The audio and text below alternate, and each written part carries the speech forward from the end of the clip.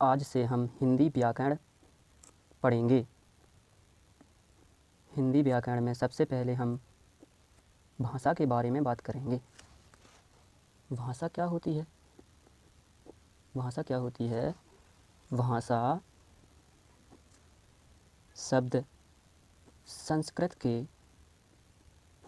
संस्कृत के भाष धातु से बना है।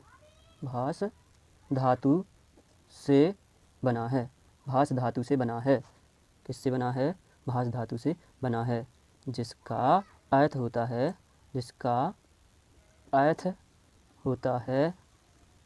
बोलना। जिसका अर्थ होता है बोलना।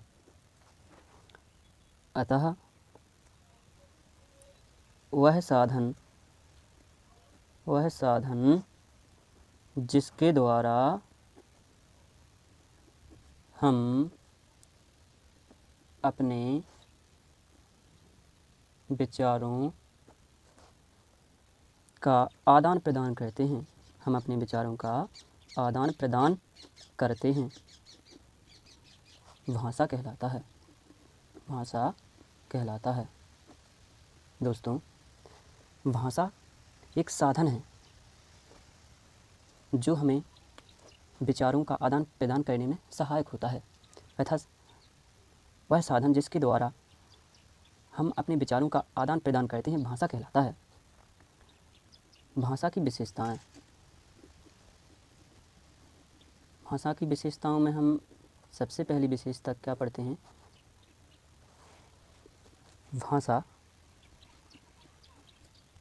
अर्जित संपत्ति है। भाषा क्या है? अर्जित संपत्ति है। भाषा अर्जित संपत्ति है। भाषा को अर्जित किया जाता है, इसलिए भाषा अर्जित संपत्ति है। भाषा सामाजिक प्रक्रिया है। सामाजिक प्रक्रिया है। शिशु समाज से ही भाषा को ग्रहण करता है, इसलिए भाषा सामाजिक प्रक्रिया है। तीसरा, भाषा का अंतिम स्वरूप नहीं है। क्या? भाषा का अंतिम स्वरूप नहीं है। अंतिम स्वरूप नहीं है। यदि भाषा का अंत होता तो भाषा संस्कृत से हिंदी नहीं बनती। हम यह भी कह सकते हैं कि भाषा परिवर्तनशील है। भाषा परिवर्तनशील है। अगर भाषा परिवर्तनशील नहीं होती तो जैसी पहले बन चुकी थी, जैसे मूल भाषा संस्कृत बनी थी, वैसे ही बनी रहती और हिंदी का विकास नहीं होता। भाषा का मानक स्वरूप होता है। क्या होता है? मानक स्वरूप होता है। भाषा का मानक स्वरूप होता है। जैसे छोटा अनार को छोटा को कैसा लिखते हैं?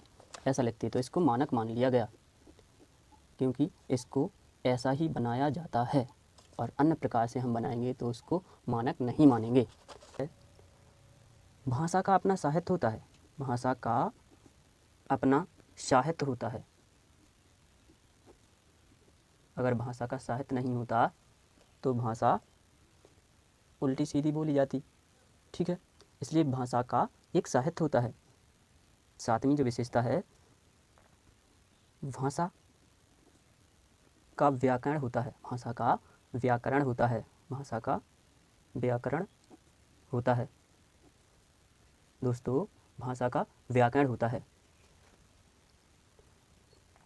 अगली विशेषता है, भाषा